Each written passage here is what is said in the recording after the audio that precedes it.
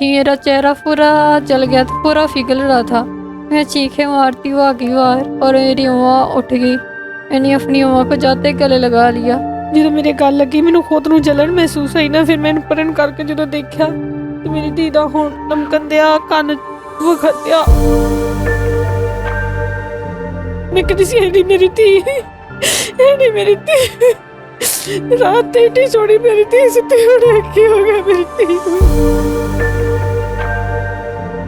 ਮਦਦ ਅੱਲਾ ਦਾ ਬੰਦਾ ਕੋਈ ਵਕੀਲ ਨੇ ਮੇਰੀ ਮਦਦ ਕਰਦਾ ਅੱਲਾ ਵਾਸਤੇ ਕਰਦਾ। ਮੈਂ ਮੇਰੀ ਚੀਨੀ ਗੁਜਾਇਸ਼ ਨਹੀਂ ਕਿ ਮੈਂ ਉਹਨਾਂ ਦੇ ਫੀਸਾਂ ਦੇ ਸਕਾਂ ਜਾਂ ਮੈਂ ਕਿਰਾਏ ਭਾੜੇ ਲਾ ਕੇ ਪਿੱਛੇ ਜਾ ਸਕਾਂ। ਮੈਂ ਤੇ ਅੱਜ ਵੀ ਕਰਜ਼ਾ ਚੁੱਕ ਕੇ ਤੇ ਫਿਰ ਇਹਨੂੰ ਆਈ ਆ। ਲੋਕ ਕਹਿੰਦੇ ਨਾ ਕਿਆਮਤ ਆਣੀ, ਕਿਆਮਤ ਆਣੀ। 8ਵੇਂ ਮਹੀਨੇ ਦੀ ਮੇਰੇ ਘਰ ਹਰ ਪਲ ਕਿਆਮਤ ਆਉਂਦੀ ਆ, ਹਰ ਪਲ ਕਿਆਮਤ ਆਉਂਦੀ ਆ। ਦਿਲ ਕਰਦਾ ਕਿ ਮਰ ਜਾਈਏ, ਸਾਰੇ ਹੀ ਮਰ ਜਾਈਏ। ਇਹ ਰੋਜ਼ ਰੋਜ਼ ਦਾ ਜਿਹੜਾ ਨਾ ਮਰਨਾ ਇਹਦੇ ਨਾਲੋਂ ਬਿਹਤਰ ਹੈ ਕਿ ਕੋਈ ਮਰ ਜਾਏ। ਹੱਥ ਜੋੜਦੀ मेरी धी का इलाज करो। पाकिस्तान समेत दुनिया भर में देखने और सुनने वालों को अस्सलाम वालेकुम। मेरा नाम तैयबा अवान है और आप देख रहे हैं नया दौर टीवी। नाज़रीन, इस टाइम मेरे साथ फैसलाबाद से आई एक फैमिली मौजूद है जो कि फैसलाबाद समुंदरी से ताल्लुक़ रखती है और हमारे साथ पाकिस्तान की वो बेटी मौजूद है जिसके साथ जुल्म हुआ है। उम्र भी इस बच्ची की इतनी ज़्यादा नहीं है, शादी को सिर्फ और सिर्फ 8 महीने में, इस साल के जनवरी में इसकी शादी होती है और अगस्त में वो शख्स इसको जला कर राख कर चला जाता है और इसी के घर में इसको जला दिया जाता है। सोफे पर बैठी हुई लड़की को। इस टाइम मेरे साथ ईशा और इसकी वालिदा मौजूद है। ईशा से बात करते हैं और पूछते हैं कि आखिरकार मियाँ बीवी के झगड़े इस कदर कैसे बढ़ गए कि इसको जलाना पड़ा। मुझे बताइएगा कि 8 महीने आपकी शादी के हुए, किस तरह ताल्लुकात रहे आपके अपने शोहर के साथ और यहाँ तक बात कैसे पहुँची? झगड़े हुआ करते थे, मतलब कि शक शुबा वो ज़्यादा करने लग गया था, मारपीट करने लग गया था। शक करता था? जी, शक करता था, मारपीट करता था, खर्चा भी नहीं देता था और गालियाँ निकालता था। इस वजह से अपने अम्मा के घर चली गई थी मैं। तो मैं अम्मा के घर गई हूँ तो मैंने सोचा कि डिवोर्स है, मैंने डिवोर्स लेना इतना बर्दाश्त कर लिया। आपने खुद सोचा कि मैंने डिवोर्स लेनी है? जी, मैंने खुद सोचा कि मैंने डिवोर्स लेनी है। अपनी अम्मी को बताया मैंने कि मैंने डिवोर्स लेनी है। तो उसको पता लगा कि इसने डिवोर्स लेनी है। वो महीने बाद आया सुलह करने के लिए। वो सुलह करने के लिए आया और उसने सुलह की है। रोया, बहुत रोया, कुरान पर हाथ रखे कि आज के बाद इसको कुछ नहीं कहूँगा, कुछ नहीं बोलूँगा, इसको दुख नहीं दूँगा। इस वजह से हमने सुलह कर ली कि चलो ठीक हो गया है। तो ये हमने सुलह की है और सुबह उसने ऊपर तेज़ाब फेंक दिया। बात तेज़ाब फेंक दिया। जब तेज़ाब उसने फेंका, कोई पहले बात की है या कोई बातचीत हुई है, कोई शक हुआ है? तेज़ाब वो कब लेकर आया?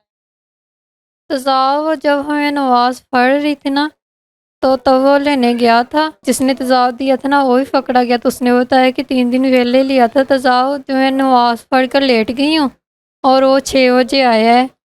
तो 6 बजे आकर मुझे बोल रहा है कि मेरा भाई कहता है तू कत्ल शत्ल कर, कोई डकैती कर, अस तेरे पीछे आने हैं, तो सुलह करन जाना, असी नहीं तेरे नाल तुरना। तो मैं क्या ना करन, मैं किहड़ा उन्होंने कह दी इन्नी गल की। कहना चलो ठीक है फिर आज मैं रंडी रोना मुका देना, तेनों आज़ाद कर देना वा ते तू हुण आज़ाद हो जी। मैं कहा चलो ठीक है जिद्दां तुहाडी मर्ज़ी तुसीं कर लो। मैं चेहरे ते चादर लई होई सी, जे मैं देख लैंदी तो मैं बच बचा हो जाना सी थोड़ा, पर जदों मैं कही तो उन्हें मेरे उत्ते तेज़ाब फेंक, तो मेरे चेहरे पे तेज़ाब ने फेंका ना तो मैं चीखें मारने लगी। तो स्टूल पर मेज़ पड़ा हुआ था, मैं जब उठने लगी मेज़ के आगे मैं गिर गई और फिर उधर से उठी। मेरा चेहरा पूरा जल गया था, पूरा पिघल रहा था। मैं चीखें मारती हुआ आगे बाहर और मेरी अम्मा उठ गई।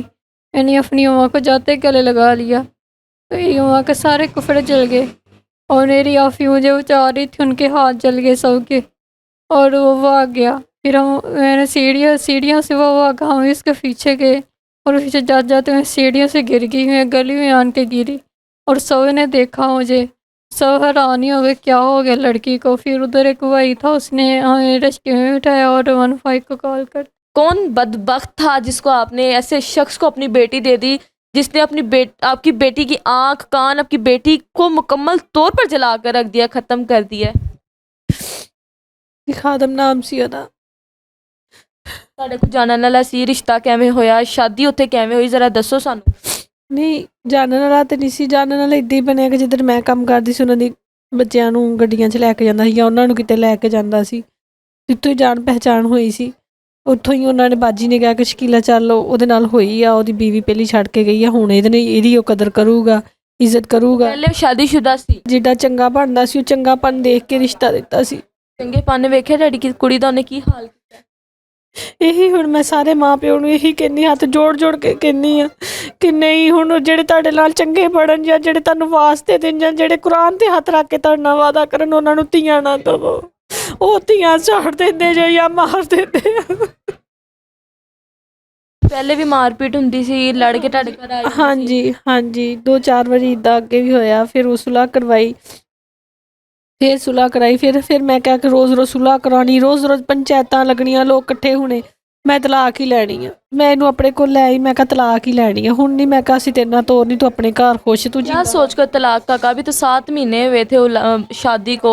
ਲੜਾਈ ਬਹੁਤ ਕਰਦਾ ਸੀ, ਸ਼ੱਕ ਸ਼ੁਬਾ ਆਪਣੇ ਘਰ ਵੀ ਆਪਣੇ ਵਾਲਦੈਨ ਕੋ ਨਹੀਂ ਸੀ ਇਸ ਵਜ੍ਹਾ ਤੋਂ ਲੈ ਕੇ ਜਾਂਦਾ ਕਿ ਉਹਦਾ ਇੱਕ ਭਰਾ ਕੁਆਰਾ ਘਰ ਦੇ ਵਿੱਚ ਆ, ਕਿ ਮੈਨੂੰ ਨਹੀਂ ਚੰਗਾ ਲੱਗਦਾ ਕਿ ਮੇਰੀ ਬੀਵੀ ਨੂੰ ਉਹ ਦੇਖੇ। ਇਹ ਉਹਦਾ ਜ਼ੇਰ ਹਰ ਪਾਸੇ, ਬਾਪ ਨਾਲ 2 ਮਿੰਟ ਬੈਠੇ ਗੱਲ ਕਰ ਲਈ, ਉਹਨੇ ਇਹਦੇ ਨਾਲ ਕਹਿਣਾ ਕਿ ਪਿਓ ਨਾਲ ਕਿਉਂ ਕਰਨ ਦੀ ਸੀ, ਪਿਓ ਜਦੋਂ ਧੀਆਂ ਜਵਾਨ ਹੁੰਦੀਆਂ ਪਿਓਾਂ ਦੇ ਲਾਗੇ ਨਹੀਂ ਬਹਿੰਦੀਆਂ ਹੁੰਦੀਆਂ, ਪਿਓ ਗਲਤ ਜ਼ੋਨ ਹੋ ਜਾਂਦਾ, ਸ਼ੈਤਾਨ ਵਾਜਬ ਹੋ ਜਾਂਦਾ ਵਾ, ਐਦਾਂ ਦੀਆਂ ਗੱਲਾਂ ਕਰਦਾ ਸੀ ਉਹ। ਮਤਲਬ ਕਿ ਹਰ ਇੱਕ ਤੇ ਸ਼ੱਕ, ਮੇਰੇ ਲਾਗੇ ਮੈਂ ਔਰਤ ਆ, ਮੇਰੇ ਲਾਗੇ ਬਹਿੰਦੀ ਸੀ ਤੇ ਤਾਂ ਕੀ ਗੱਲਾਂ ਕਰਨ ਦੀ ਸੀ, ਤੇਰੀ ਮਾਂ ਕੀ ਪਲਾਨ ਬਣਾਉਂਦੀ ਸੀ ਤੇਰੇ ਨਾਲ। ਮਤਲਬ ਕਿ ਹਰ ਟਾਈਮ ਮੈਂ ਫਿਰ ਇਸ ਗੱਲ ਤੋਂ ਹੱਕ ਕੇ ਕਿਹਾ ਸੀ ਕਿ ਮੈਂ इतनी जागती बेटी जो जली हुई है, आंख नहीं है, कान नहीं है, पूरा जिस्म उसका जल चुका है कि आगे शादी के बारे में नहीं सोच सकती। लोग ताने मेने देते होंगे, इस्तगफार कहते होंगे, क्या महसूस करती हैं? ਉਸ ਵਕਤ ਇਹੀ ਦਿਲ ਕਰਦਾ ਕਿ ਮਰ ਜਾਈਏ, ਸਾਰੇ ਹੀ ਮਰ ਜਾਈਏ। ਇਹ ਰੋਜ਼ ਰੋਜ਼ ਦਾ ਜਿਹੜਾ ਨਾ ਮਰਨਾ, ਇਹਦੇ ਨਾਲੋਂ ਬਿਹਤਰ ਹੈ ਕਿ ਇੱਕ ਵਾਰੀ ਮਰ ਜਾਈਏ। जब तेजाब फेंका आपके पास आई, क्या हुआ था? ਇਹ ਚੀਖਾਂ ਮਾਰਦੀ ਮੇਰੇ ਆਲੂ ਆਈ ਆ, ਮੇਰੇ ਗੱਲ ਲੱਗ ਗਈ ਆ। ਜਦੋਂ ਮੇਰੇ ਗੱਲ ਲੱਗੀ ਮੈਨੂੰ ਖੁਦ ਨੂੰ ਜਲਨ ਮਹਿਸੂਸ ਹੋਈ ਨਾ, ਫਿਰ ਮੈਨੂੰ ਪਰਨ ਕਰਕੇ ਜਦੋਂ ਦੇਖਿਆ ਤੇ ਮੇਰੀ ਧੀ ਦਾ ਹੋਂਠ ਲਮਕਣ ਦਿਆ, ਕੰਨ ਵਖਦਿਆ, ਅੱਖ ਸਾਰੀ ਇੱਦਾਂ, ਮਤਲਬ ਕਿ ਉਸੇ ਟਾਈਮ ਹੀ ਆਈਨਾ ਨਾ जिगरा देखन पै गया ਸੀ ਕਿ ਤੁਸੀਂ ਵੇਖ ਸਕੋ।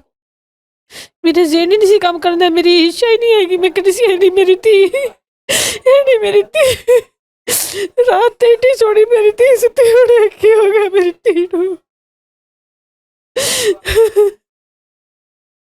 ਮੇਰੀਆਂ ਅੱਖਾਂ ਦੇ ਸਾਹਮਣੇ, ਮੇਰੀਆਂ ਅੱਖਾਂ ਸਾਹਮਣੇ ਰਾਤ ਨੂੰ ਡਾਕਟਰ ਪੱਟੀ ਕਰਦੇ, ਜਦੋਂ ਸੁਬਹ ਪੱਟੀ ਲਾਉਂਦੇ ਸੀ ਤੇ ਏਦਾਂ ਬੁਰਕੀਆਂ ਲਾਉਂਦੀਆਂ ਸੀ ਮੇਰੀ।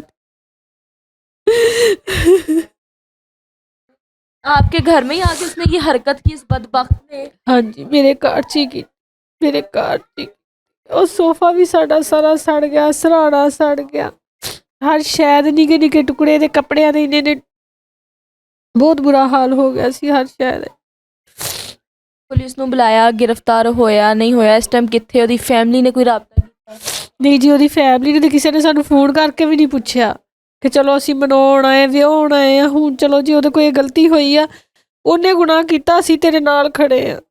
ਨਹੀਂ, ਕਿਸੇ ਨੇ ਨਹੀਂ ਪੁੱਛਿਆ ਸਾਨੂੰ। ਆ ਧਮਕੀਆਂ ਲਾਈਆਂ? ਧਮਕੀਆਂ ਉਹਨੇ ਥਾਣੇ 'ਚੋਂ ਜੇਲ੍ਹ 'ਚੋਂ ਹੀ ਲਵਾਈਆਂ ਸੀ। ਕੋਈ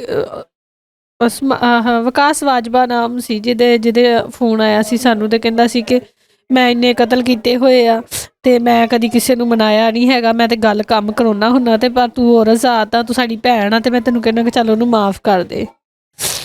ਤੇ ਬਸ ਇਹੀ ਗੱਲ ਹੋਈ। ਮੈਂ ਉਹਨੂੰ ਕਿੰਨੇ ਬੱਚੇ ਨੇ ਤੁਹਾਡੇ? ਮੇਰੀਆਂ 4 ਧੀਆਂ 2 ਪੁੱਤ ਵਾ, ਇਹ ਦੂਸਰੇ ਨੰਬਰ ਤੇ ਆ। ਇਹਦੇ ਬਾਅਦ ਤਾਂ ਬੇਟੀਆਂ ਤੁਹਾਡੀਆਂ ਬਹੁਤ ਡਰ ਗਈਆਂ ਹੋਣਗੀਆਂ, ਤੇ ਕੀ ਕੈਫੀਅਤ ਹੈ ਘਰ ਦਾ ਮਾਹੌਲ ਕਿਸ ਤਰ੍ਹਾਂ? ਹਾਂਜੀ, ਬੱਚੀਆਂ ਤੇ ਕਿੰਨਾ ਚਿਰ ਸਹਿਮੀਆਂ ਸੀ, ਘਰ 'ਚ ਹੀ ਨਹੀਂ ਸੀ ਰਹਿੰਦੀਆਂ, ਇਸ ਘਰ 'ਚ ਵੀ ਨਹੀਂ, ਜੇ ਘਰ 'ਚ ਵਾਕਿਆ ਅਸੀਂ ਕਹਿੰਦੀਆਂ ਸੀ ਅਸੀਂ ਉਸ ਘਰ 'ਚ ਹੀ ਨਹੀਂ ਜਾਣਾ, ਵੱਡੀ ਭੈਣ ਦੇ ਘਰ ਹੀ ਰਹਿੰਦੇ ਸੀ। ਫਿਰ ਆਸਤਾ ਆਸਤਾ ਸਮਝਾਇਆ, ਪੁੱਤ ਕਿਰਾਏ ਬਹੁਤ ਜ਼ਿਆਦਾ ਵਾ, ਇਹ ਕਿਰਾਇਆ ਥੋੜ੍ਹਾ ਵਾ, ਤੇ ਨਹੀਂ ਇੰਨਾ ਕੁ ਮੈਂ ਅਫੋਰਡ ਕਰ ਸਕਦੀ, ਮੈਂ ਬਹੁਤਾ ਨਹੀਂ ਕਰ ਸਕਦੀ। ਬਹੁਤ ਮੁਸ਼ਕਿਲ ਬੱਚਿਆਂ ਨੂੰ ਇਹ ਗੱਲ ਸਮਝਾਈ, ਨਹੀਂ ਤੇ ਉਹ ਘਰ ਦੇ ਵਿੱਚ ਰਹਿਣ ਤੋਂ ਵੀ ਖੌਫ ਖਾਂਦੀਆਂ, ਹਜੇ ਤੱਕ ਖੌਫ ਖਾਂਦੀਆਂ। ਤੁਹਾਡੀ ਕਿੰਨੀ ਤਨਖਾਹ ਹੈ? ਅੱਗੇ ਤੁਹਾਨੂੰ ਕੋਈ ਵਕੀਲ ਵਗੈਰਾ ਹੋਇਆ? ਤੁਸੀਂ ਕੇਸ ਅੱਗੇ ਕਿਸ ਪਾਸੇ ਲੈ ਕੇ ਜਾਣਾ ਚਾਹੁੰਦੇ ਜੀ? ਮੈਂ ਇਹੀ ਕਹਿੰਦੀ ਹਾਂ ਕਿ ਕੇਸ, ਜੇ ਕੋਈ ਮਦਦ, ਅੱਲਾ ਦਾ ਬੰਦਾ ਕੋਈ ਵਕੀਲ ਨੇ ਮੇਰੀ ਮਦਦ ਕਰਦਾ ਅੱਲਾ ਵਾਸਤੇ, ਘਰ ਦਾ ਫਿਰ ਮੇਰੀ 'ਚ ਇੰਨੀ ਗੁੰਜਾਇਸ਼ ਨਹੀਂ ਕਿ ਮੈਂ ਉਹਨਾਂ ਦੇ ਫੀਸਾਂ ਦੇ ਸਕਾਂ ਜਾਂ ਮੈਂ ਕਿਰਾਏ ਭਾੜੇ ਲਾ ਕੇ ਪਿੱਛੇ ਜਾ ਸਕਾਂ। ਮੈਂ ਤੇ ਅੱਜ ਵੀ ਕਰਜ਼ਾ ਚੁੱਕ ਕੇ ਤੇ ਫਿਰ ਇਹਨੂੰ ਆਈ ਹਾਂ।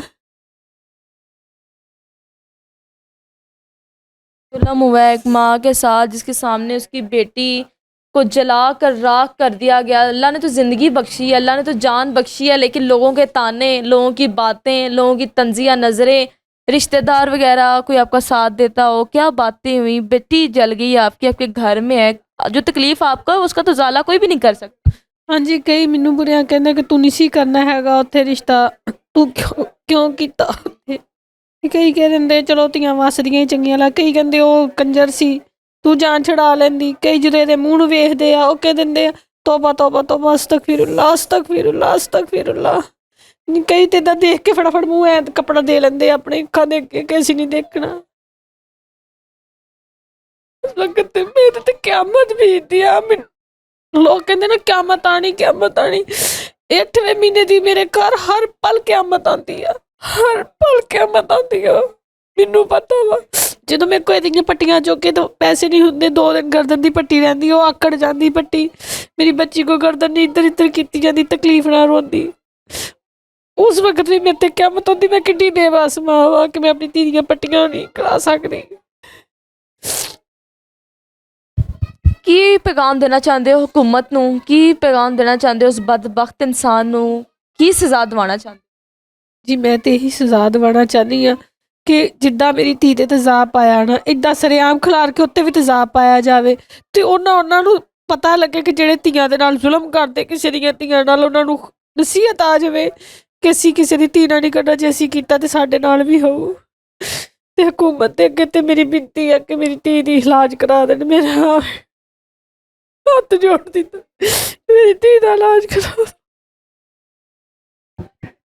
इशा, क्या इंसाफ चाहती हो, क्या चाहती हो उस बदबख्त को, किस तरह की सज़ा मिलनी चाहिए? हुकूमत इस टाइम आपको सुन रही है, लोग आपको सुन रहे हैं, बहुत से ऐसे लोग आपको सुन रहे होंगे जो बहुत नरम। मैं यही कहती हूँ कि उसको कड़ी से कड़ी सज़ा दी जाए। जैसा मेरा हाल किया उसने, मेरी पूरी ज़िंदगी ख़राब कर दी उसने, उसका भी यही हाल होना चाहिए और मेरे इलाज के लिए मेरी मदद की जाए। नाज़रीन, हुकूमत से ये गुजारिश है कि इनका केस सीसीडी के हवाले किया जाए। सीसीडी जो कि हर छोटे छोटे जुर्म के मुजरिम को कैफ़े किरदार तक पहुंचाती है कि हमारी कौम की बेटी थी, ये हमारी कौम की बेटी है। अब मरियम नवाज़ कहती है ख़वातीन के हक़ में काम करती हैं, तो ये एक मासूम बेटी है, ये एक माँ है जो कि ये अपील आपके सामने हाथ जोड़ कर रही है। खुदारा इनको इंसाफ दिलवाया जाए। अगर कोई भी शख्स इस तरह का है जो कि इस फैमिली के लिए कोई हेल्प करना चाहता है, इनकी दवाइयों को खर्चे पूरा करना चाहता है या इनके इलाज की ज़िम्मेदारी लेना चाहता है, ज़िम्मेदारी ना ले लेकिन कुछ इनकी मदद कर दें। इनका कॉन्टैक्ट नंबर हम आपको स्क्रीन पर दे देंगे। इनको तंग करने की बजाय इनकी मदद की जाए। आप लोगों से जितना भी हो या हमसे रब्ता करें, हम इस फैमिली से आपका रब्ता करवाएंगे। बराए मेहरबानी इस फैमिली की मदद की जाए। ये फैमिली मेरे साथ मौजूद थी। प्रोग्राम के हवाले से क्या राय है लाजमी बताइएगा। इसी के साथ अपनी मेज़बान तैयबा अवान को दें इजाज़त। अल्लाह हाफ़िज़।